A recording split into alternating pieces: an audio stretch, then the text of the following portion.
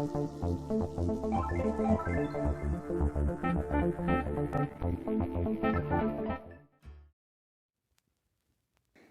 Spicy ടേലിൻ്റെ ഈ എപ്പിസോഡിലേക്ക് എല്ലാവർക്കും സ്വാഗതം. അപ്പോൾ നമ്മൾ ഇന്നൊരു ചോക്ലേറ്റ് ക്രീം കേക്കിൻ്റെ റെസിപ്പി ആയിട്ടാണ് വന്നിട്ടുള്ളത്. വളരെ സിമ്പിളായിട്ട് കേക്ക് ഉണ്ടാക്കി പഠിക്കുന്നവർക്കൊക്കെ ചെയ്യാൻ പറ്റിയൊരു കേക്കാണിത്. നല്ല ചോക്ലേറ്റി ടേസ്റ്റും കിട്ടും.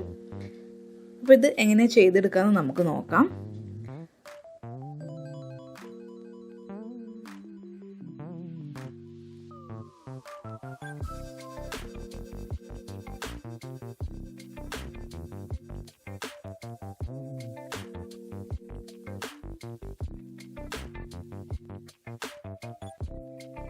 കേക്ക് വെറ്റ് ചെയ്യാനുള്ള സിറപ്പ് നമുക്ക് ഉണ്ടാക്കിയെടുക്കാൻ 1 കപ്പ് വെള്ളമാണ് ആഡ് ചെയ്തത്. അതിലേക്ക് 1/3 കപ്പ് പഞ്ചസാരയാണ് ഞാൻ എടുത്തിട്ടുള്ളത്. ഒരു പിഞ്ച് ഉപ്പ്, അതിനുശേഷം ഒരു 3 തുള്ളി സ്ട്രോബെറി ഫ്ലേവറാണ് ആഡ് ചെയ്യുന്നത്. ഈ ഒരു ഫ്ലേവർ ആഡ് ചെയ്താൽ നല്ലൊരു ടേസ്റ്റ് കേക്കിന് കിട്ടുന്നതായിട്ട് എനിക്ക് ഫീൽ ചെയ്തിട്ടുണ്ട്. അതുകൊണ്ടാണ് ഞാൻ ആഡ് ചെയ്ത് നോക്കിയത്. ഇനി പഞ്ചസാര ഒന്ന് മിക്സ് ആവുന്നത് വരെ നന്നായിട്ടൊന്ന് ഇളക്കി യോജിപ്പിക്കാം. അതിനുശേഷം ഇത് തണുക്കാനായിട്ട് മാറ്റി വയ്ക്കാം. ഇനി വെറ്റ് ഇൻഗ്രീഡിയൻസ് ആയി 2 മുട്ടയാണ് ഞാൻ എടുത്തിട്ടുള്ളത്. നന്നായിട്ടൊന്ന് ബീറ്റ് ചെയ്തെടുക്കാം.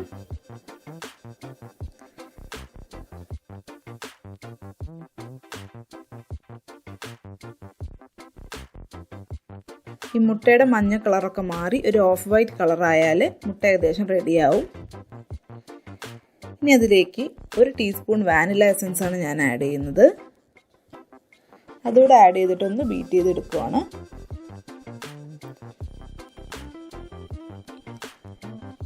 ഇനി 1/4 കപ്പ് എണ്ണയാണ് ഞാൻ ഉപയോഗിച്ചിട്ടുള്ളത്. അതൊരു 3 തവണയായിട്ട് ആഡ് ചെയ്ത് ഞാൻ മിക്സ് ചെയ്യുവാണ്.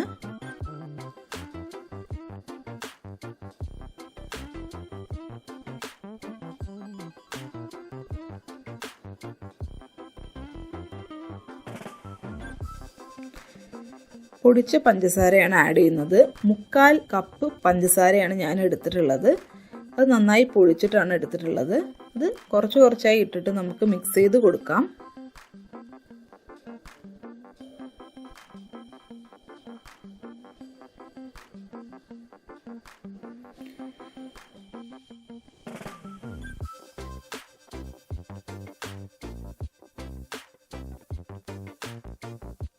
അതൊന്ന് മിക്സായി വരുമ്പോൾ ഞാൻ ഇനി ആഡ് ചെയ്യുന്നത് പാലാണ്. 1/4 കപ്പ് പാല്, അതിൻ്റെ കൂടെ 2 ടേബിൾ സ്പൂൺ കൂടെ പാല് ഞാൻ ആഡ് ചെയ്യുന്നുണ്ട്. ഇത് കാച്ചിയ പാലാണ്. അതിനുശേഷം നമുക്ക് ഡ്രൈ ഇൻഗ്രീഡിയൻസ് ഒക്കെ ആഡ് ചെയ്യാം. ഇത് 3/4 കപ്പ് മൈദയാണ് ഞാൻ എടുത്തിട്ടുള്ളത്. അതിലേക്ക് 1/4 കപ്പ് കൊക്കോ പൗഡറാണ് എടുത്തിട്ടുള്ളത്. 1 ടീസ്പൂൺ ബേക്കിംഗ് പൗഡർ എടുത്തിട്ടുണ്ട്. 1/4 ടീസ്പൂൺ ബേക്കിംഗ് സോഡ എടുത്തിട്ടുണ്ട്. 1/4 ടീസ്പൂൺ ഉപ്പ് എടുത്തിട്ടുണ്ട്. ഇതെല്ലാം നന്നായിട്ട് ഒന്ന് സീവ് ചെയ്തെടുക്കുകയാണ് ചെയ്യുന്നത്. 3 വട്ടമായിട്ട് സീവ് ചെയ്തെടുക്കുകയാണെങ്കിൽ കുറച്ചുകൂടെ നല്ലതാണ്. ഇനി നന്നായിട്ടൊന്ന് മിക്സ് ചെയ്ത് കൊടുക്കാം. കട്ട് ആൻഡ് ഫോൾഡ് രീതിയിലാണ് നമ്മളത് മിക്സ് ചെയ്തെടുക്കേണ്ടത്.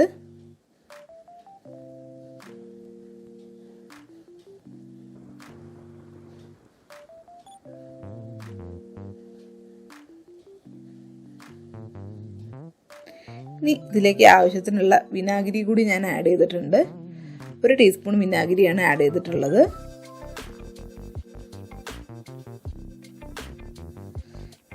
നമ്മളുടെ കേക്ക് ടിൻ ഒന്ന് റെഡിയാക്കി എടുക്കാം.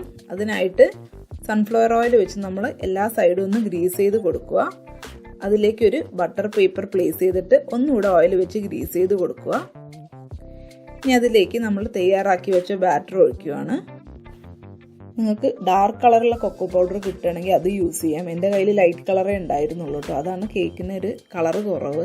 നന്നായിട്ടൊന്ന് ടാപ്പ് ചെയ്ത് നമ്മളുടെ ഓവൻ സെറ്റപ്പിലേക്ക് വെക്കാം. ഇതിപ്പോൾ 10 മിനിറ്റ് ആയിട്ട് ഞാൻ പ്രീ ഹീറ്റ് ചെയ്ത് വെച്ച ഒരു പാനാണ്. അതിലേക്ക് നമ്മളുടെ കേക്ക് ബാറ്റർ ഞാൻ പ്ലേസ് ചെയ്ത് കഴിഞ്ഞു. നന്നായിട്ട് അടച്ചു വെച്ചിട്ട് ഒരു 35 മുതൽ 40 മിനിറ്റ് വരെ എടുത്തു എനിക്കിത് ആവാനായിട്ട്. ഒരു ടൂത്ത് പിക്ക് വെച്ച് ഞാനൊന്ന് കുത്തി നോക്കുവാണ്. അപ്പോൾ ടൂത്ത് പിക്ക് ക്ലീനായി വന്നിട്ടുണ്ട്. അപ്പോൾ നമ്മളുടെ കേക്ക് റെഡിയായി കഴിഞ്ഞു. ഇനി അടുത്തതായിട്ട് ചോക്ലേറ്റ് ഗനാഷ് ഉണ്ടാക്കാൻ വേണ്ടി എന്തൊക്കെയാണ് വേണ്ടത് നോക്കാം. ഇതിപ്പോൾ 40 ഗ്രാം ഡാർക്ക് കോമ്പൗണ്ട് ആണ്. അതിലേക്ക് 2 ടേബിൾ സ്പൂൺ പാൽ ഒഴിച്ചിട്ടുണ്ട്. 1 ടീസ്പൂൺ പഞ്ചസാര ആഡ് ചെയ്തിട്ടുണ്ട്. ഇനി നന്നായി ഡബിൾ ബോയിലിംഗ് മെത്തേഡിൽ നമ്മൾ ഇതൊന്ന് ഉരുക്കിയെടുക്കുകയാണ് വേണ്ടത്.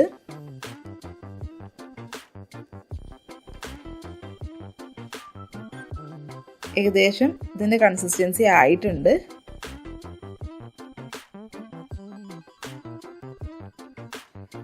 നമ്മൾ ചിൽഡായിട്ട് വെച്ചിട്ടുള്ള ഒരു ബൗൾ എടുത്തിട്ടുണ്ട്. അതിലേക്ക് 1/4 കപ്പ് വിപ്പിംഗ് ക്രീം ഒഴിച്ചിട്ടുണ്ട്. നന്നായിട്ട് ബീറ്റ് ചെയ്ത് കൊടുക്കാം. സ്റ്റിഫ് പീക്ക് എത്തുന്നവരെ നമ്മളത് ബീറ്റ് ചെയ്യണം. അതിനുശേഷം നമ്മൾ തയ്യാറാക്കി വെച്ച നമ്മളുടെ ചോക്ലേറ്റ് ഗനാഷയിലേക്ക് ആഡ് ചെയ്യാം.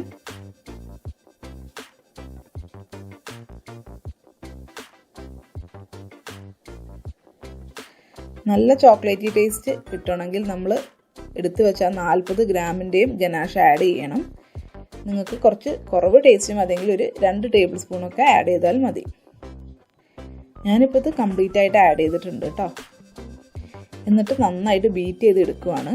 ആ ഗനാഷ് നമ്മളുടെ കൈ ഒക്കെ അതിലൊന്ന് തൊട്ട് നോക്കിയാൽ കൈക്കൊക്കെ സഹിക്കാൻ പറ്റുന്ന ഒരു പാകത്തിൽ വേണം എടുക്കാൻ, ഇതിലേക്ക് ആഡ് ചെയ്യാനായിട്ട്. അല്ലെങ്കിൽ വിപ്പിംഗ് ക്രീമിൻ്റെ ടെക്സ്ചർ മാറും. നമ്മളുടെ കേക്ക് ഏകദേശം ഇപ്പം നന്നായി തണുത്ത് വന്നിട്ടുണ്ട്. ഇനി നമ്മളത് സിംഗിൾ ലെയറേ ചെയ്യുന്നുള്ളൂ കേട്ടോ. അപ്പോൾ നമ്മൾ പകുതിയാക്കി മുറിച്ചെടുക്കുവാണ്.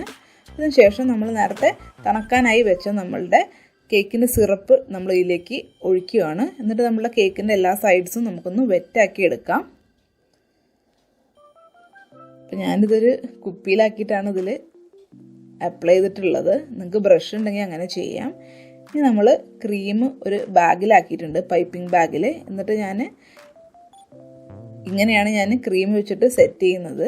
അങ്ങനെ കാണാനൊരു പ്രത്യേക ഭംഗി തോന്നി, അതുകൊണ്ടാണ് ഇങ്ങനെ ചെയ്യുന്നത്. ജസ്റ്റ് നിങ്ങൾ അപ്ലൈ ചെയ്താലും മതി. അതിൻ്റെ മുകളിൽ നമ്മൾ അടുത്ത ലെയർ പ്ലേസ് ചെയ്യാണ് കേക്കിൻ്റെ. ഞാൻ പറഞ്ഞല്ലോ ആകെ 2 ലെയറേ ഉള്ളൂ കേട്ടോ. ഇനി നമുക്ക് ആ ഭാഗം കൂടി നന്നായിട്ട് വെറ്റ് ചെയ്തെടുക്കാം. ഇനി വീണ്ടും സെയിം പ്രോസസ്സ് തന്നെ നമുക്ക് ഒന്നുകൂടെ ചെയ്യാം.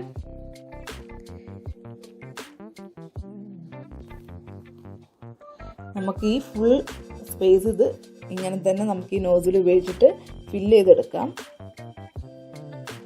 ഇനി നമുക്ക് നമ്മളുടെ കേക്ക് ഇപ്പോൾ റെഡിയായി കഴിഞ്ഞിട്ടുണ്ട്. ഇതൊന്ന് ചില്ല് ചെയ്തിട്ടാണ് സെർവ് ചെയ്യേണ്ടത്. ഞാനിപ്പോൾ ഇതൊരു പേസ്ട്രി പോലെ സെർവ് ചെയ്യാനാണ് ഉദ്ദേശിക്കുന്നത്. അപ്പോൾ ഒരു 6 പീസായിട്ട് കഷ്ണമായിട്ട് എടുത്തിട്ടുണ്ട്. അപ്പോൾ നമുക്കിത് സെർവ് ചെയ്യാം. സിമ്പിളല്ലേ? എല്ലാവരും ഒന്ന് ട്രൈ ചെയ്ത് നോക്കണം. ട്രൈ ചെയ്തിട്ട് എങ്ങനെയുണ്ട് എന്നുള്ളത് എല്ലാവരും കമൻസിലും ഫീഡ്ബാക്സിലും ഒക്കെ പറയണം. ചാനൽ എല്ലാവരും സബ്സ്ക്രൈബ് ചെയ്യണം. ചാനൽ സബ്സ്ക്രൈബ് ചെയ്യാത്ത ഫ്രണ്ട്സ് ആരെങ്കിലും കണ്ടുകൊണ്ടിരിക്കുന്നുണ്ടെങ്കിൽ ചാനൽ സബ്സ്ക്രൈബ് ചെയ്ത് സപ്പോർട്ട് ചെയ്യണം. ഓക്കെ, അടുത്ത എപ്പിസോഡിലൂടെ വീണ്ടും കാണാം. ബൈ.